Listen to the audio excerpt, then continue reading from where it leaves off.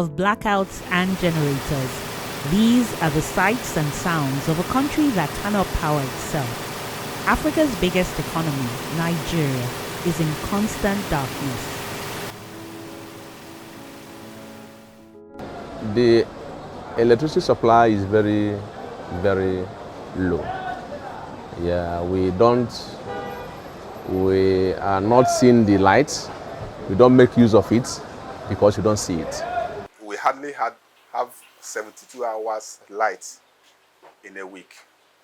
In some cases, there are weeks that you may not even have light at all. Our business, without lights, we cannot do it. That's why we have like 4 gen. You can see them, they have like 4 gen there. I spend like 10 to 12 hours in the shop. So they will bring it for like an hour or 2 hours every day. We also experienced a power cut during our interview with Malam Ahmad Sadihijo Ahmad, Managing Director and Chief Executive Officer of Rural Electrification Agency of Nigeria. Like my deep freezer now, you can't even store anything there. All my food stuff are spoiling. What I'm using here now is industrial machine. It does not work without power. So the way the power is being supplied is affecting my work drastically because I can't do anything without it.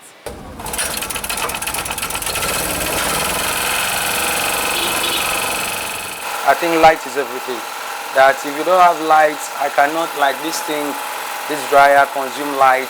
The fan I'm using, even some of the machines I use, it consume light. And if I don't use light, I cannot do anything. Even a few minutes ago, before I left my house, I was trying to do something on my system, and the light hasn't been constant. Only for 5 minutes. We see light sometimes, 5 minutes, 10 minutes before you know it. It affects because sometimes I have to read with my system, I have to do things online, and there's no power supply to do that. Where I live, terrible. For like 3 nights now, and part of the daytime, no light. So sleeping is an issue. MSME owners and manufacturers have not been spared the darkening blight. According to the World Bank and the International Monetary Fund, IMF, lack of access to reliable electricity costs the Nigerian economy $29 billion, which is equivalent to 12 trillion naira. According to the National Bureau of Statistics, generators powered by petrol, diesel, and gas provide 48.6% of the electricity consumed by power users across the country. You look at now in a marketplace where we're doing our operating job, I could remember just a little fuel scarcity we had last time. What it cost us. It cost us, number one, customers did not trust you because the price you give customers based on previous. Maybe 2 days, you acquire the price, you give the customer. The next day, when you go back, it will inflate because of a result of electricity. It is rather ironical that manufacturers in the power sector have to generate their own power. I sit down with Mr. Kola Balogun, chairman of MoMA's Electricity Meters Manufacturing Company Limited. That is part of the setback of the system collapse, because in this our premises, we have a weak network in terms of the cable, in terms of distribution network that we have. The distribution network, the voltage profile is very low. And having a low voltage in these premises will damage some of the manufacturing equipment. And the number of hours that power will be available within this region is less than 2 hours in a week. Power is paramount in everything, in every establishment. For the comfort of the children, we need power. So power is very, very important, very, very important. We use it for our lab, we use it for our computer room, we use it virtually for almost everything. The children too need their comfort. Once there is no light, sometimes we have to run. We don't even want to know about the expenses just because we want to make these children comfortable. We don't want to see them sweat, we don't want to see them uncomfortable. We just have to go out of our way to do it. Given the dependence on electricity for almost every aspect of our lives, and with the National Electric Power Authority NEPA in the doldrums, the federal government of Nigeria privatized the sector in 2013. The privatization program itself, it's perhaps the biggest privatization initiative that's happened on the African continent ever. It was a bold move by the government of the Electricity Sector Act in 2005. But the actual privatization did not happen till 2013. And then that, of course, led to the unbundling of the various segments of the value chain, generation, transmission, and distribution. Generation was fully privatized. The distribution, which is the retail end of the value chain, also was privatized with the creation of 11 franchise areas across the country. But the initial experiment of a management contract with the transmission segment wasn't very successful, which then meant that TCN came back to government. However, the landmark privatization suffered an early setback. I think we missed a golden opportunity at takeover in the sense that we did not abide by the provisions of the agreements that was signed with the investors. Now, I remember in 2013 when we took over, and then we had the 1 year to rebase our losses and send in new business plans.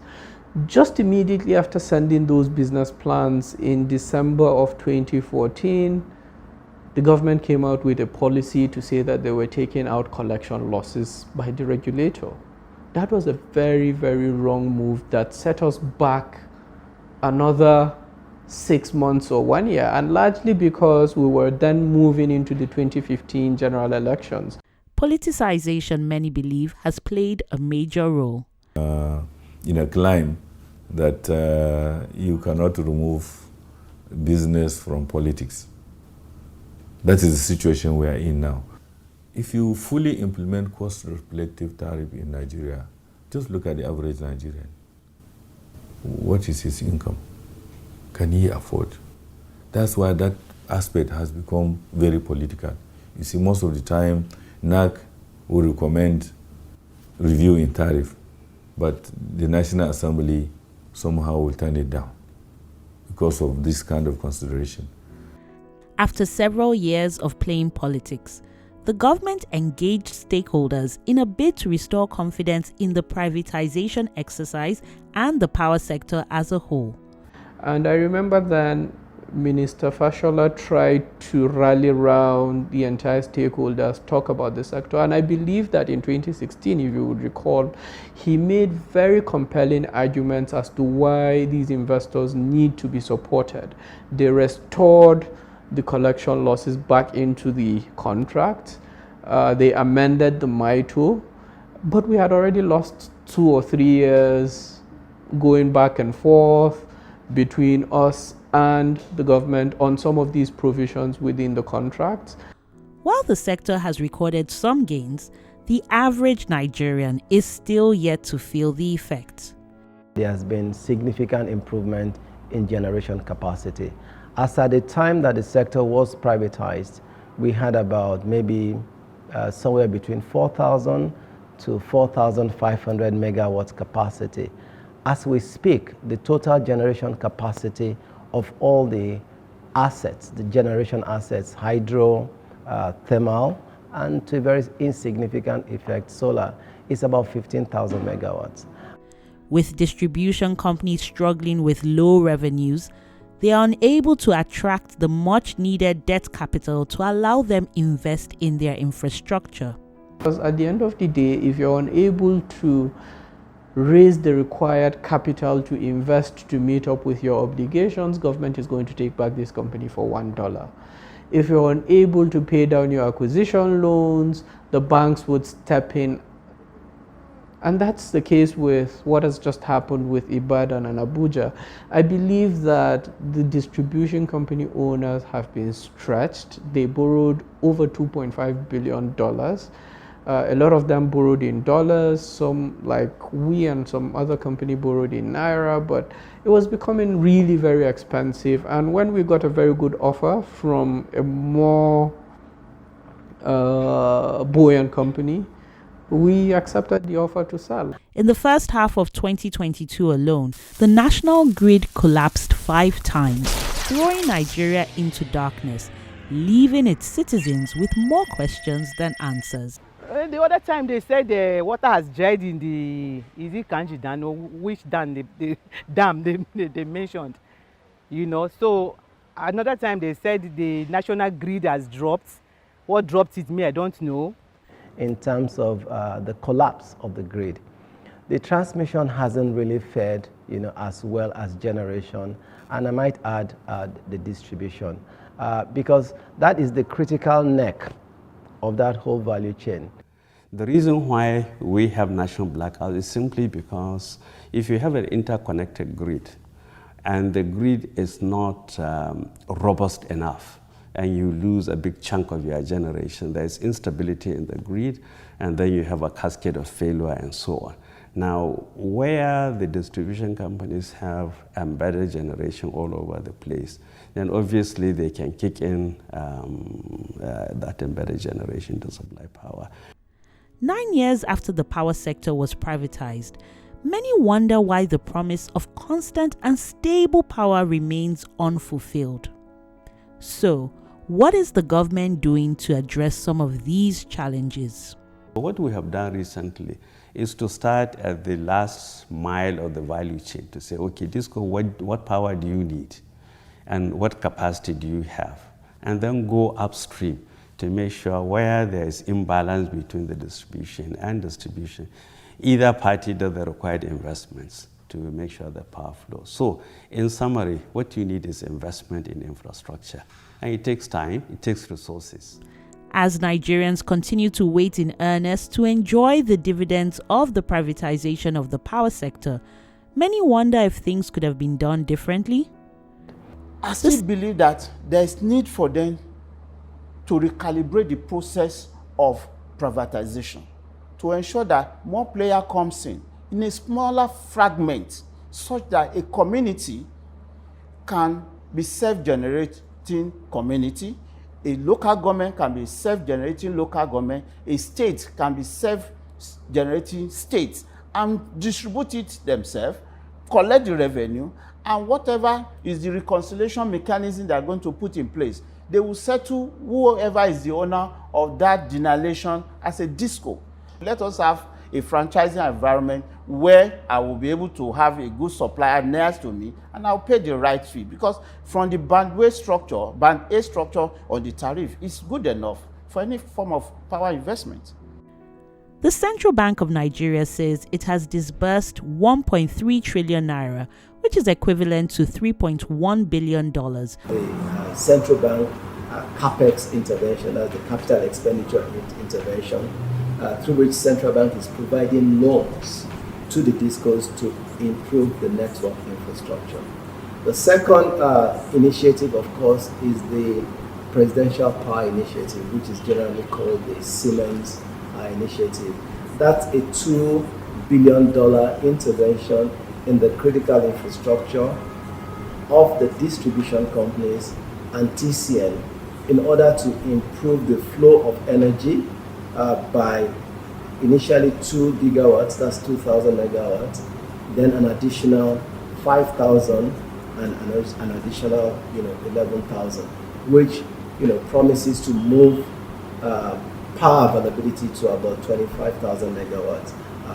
The third initiative, of course, is the distribution rehabilitation program of the World Bank called Israel, and that is also promising about $750 million.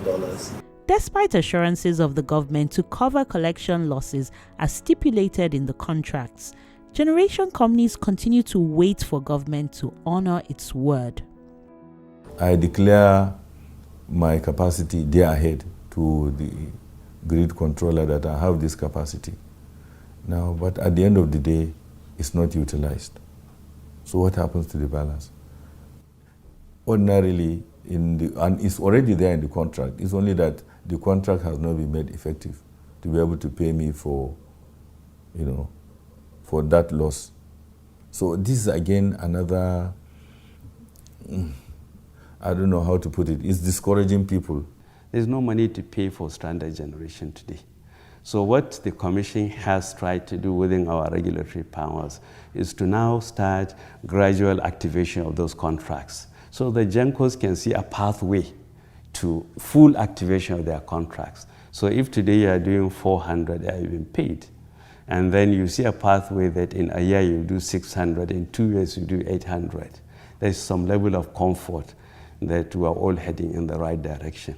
So the current situation where things are on the basis of best endeavor is not going to help not only the market but also consumers. Now, what the Commission is currently focused on is to take the market back the way to work the way it was designed to work. With the Nigerian Bulk Electricity Trading Company NBET's license only renewed for an additional 3 years in 2021 following the expiration of its initial license of 10 years, there is a renewed confidence that the market will mature to operate independently, thereby attracting the much-needed investment. Until we have a cost-reflective tariff to be able to support the market, because there's a lot of liquidity issue right now. We issue invoice for the power consumed, but we didn't get paid fully or as at when due. What the government does is that to say, okay, the distribution companies have a minimum remittance level, a certain percentage of the invoice they take, then the government will come in to support them with the balance. Ordinarily, this shouldn't be so, and we know it's not sustainable. So until and unless the market and the consumers are able to pay for what they consume, like what we have elsewhere, the market is not going to be sustainable. It can't sustain itself. It will get the distribution companies to sit up. The NBET on its own, cognizant of the fact that it is not a permanent feature of the electricity market, is also going out to take steps to catalyze the further advancement of the market.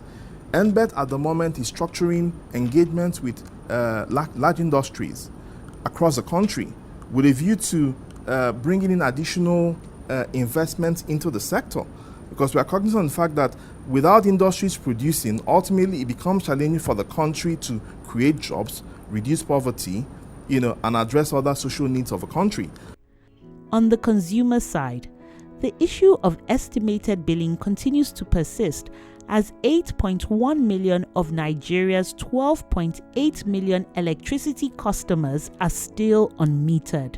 There are no enough investment, or there are no enough processes in which consumer can get the meter seamlessly to accelerate the metering deficit between the consumer and the distribution company. The employment opportunity that the metering deficit can create for the country is enormous, because there are other parts of the metering services that is not being addressed. Who educate consumer about the use of meters? Who educate consumer about how they will comply to safety guideline in the house? Who educate consumer how they will ensure that the house is good enough for meter? And if there are issues between consumer and DISCO, who comes in to give them an education about it and fight on behalf, technically, to fight on behalf of consumer, that what you are giving this consumer as an estimated is a wrong estimation, or your meter is not working in accordance with the standard, because we have standard that guides all the meter production. Yet, many Nigerians anxious to escape the outrageous estimated bills and only pay for what they consume have in a desperate bid to get meters fallen victims to sharp practices. Where you are desperate and you just want to make payment to receive service, then you allow yourself become vulnerable to some of these sharp practices where people try to extort money. Make a request to the distribution company. If they fail to oblige you within a specific time period, escalate it to the regulator. And I tell you that no distribution company wants a customer complaining to the regulator about its activities, because it's going to go down to penalties. And I believe that this would forestall a lot of the bureaucracies that we find in the system. As many Nigerians continue to wait for government to provide free meters through the National Mass Metering Program, NMMP, and the Meter Asset Provider, MAP, what other solutions can be explored in closing the metering gap? So why can't consumer buy such a meter and go and give it to the disco? I bought my meter, please come and install with me. With that, we will accelerate the metering gap deficit. For the estimated 80 million Nigerians not currently connected to the national grid, can the path to electrification lie in renewable energy? And for us here at the Rural Electrification Agency, why solar is interesting is because, for the work that we do on a day-to-day basis, it provides a very reliable way and very quick way of deploying electricity to unelectrified Nigerians. Given its growing popularity and with the abundance of sunlight in Nigeria, how reliable and effective is solar energy? What we have proven at Rural Electrification Agency is that as a small scale, where we have communities, households, who have lower consumption, solar has shown that it's a very, very reliable source of power. The renewable energy space, though still in its early stages in Nigeria, is not immune to its own set of challenges. Given its green reputation, what needs to be done to encourage more people to embrace this cleaner alternative? We find capital as a major barrier to adoption and deployment, both from the consumer, which is the off-taker side, and the producers, which are the mini-grid professionals. And of course, we also have big issues around talent and skill set necessary for us to be able to accelerate and improve energy generation from renewables. How is the government supporting investment in this area? Also in this vein that we have the Solar Power Niger program, which is under the Economic Sustainability Plan. And with that, we have up to 140 billion at the Central Bank of Nigeria, where in a similar vein is providing concessionary loan to private developers who have now access to low interest financing and debt, so that they are able to go into rural electrification. So all in all, we do understand that government will never have the resources to electrify all Nigerians. I mean, at the moment, we have a lot of companies who have signed for the Nigerian electrification project, who are currently participating in the Solar Power Niger program. We recently launched a research and innovation hub where we're doing pilots within the country in each of the geopolitical zones to look at methanization, to look at biomass, to look at small hydros. So all these studies we're doing are things that will bring in so that once we can prove that it works, we can now demonstrate that this is an opportunity to use those other technologies as well for rural electrification.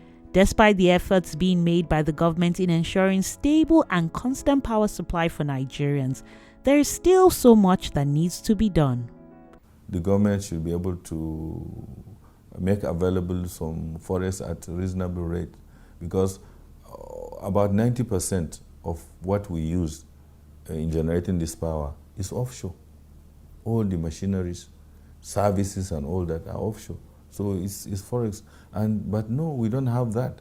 You are not able to plan, you are not able to forecast. You are picking up, you are trying to sign commercial loans at rates with particular energy adoption and cost of deployment, of developing a solar farm or mini grid. And with inflation, FX fluctuation and all that, where you start is not where you end. And it's because you are also overexposed to FX base that you're doing a lot of importation because you're trying to ensure the quality of the assets that have been employed.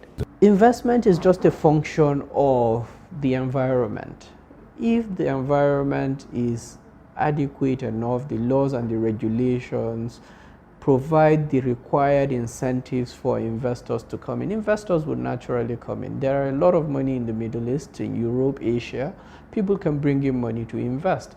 But some of these challenges around sanctity of contracts, tariffs, government going back and forth on some of its policies has really affected the whole market.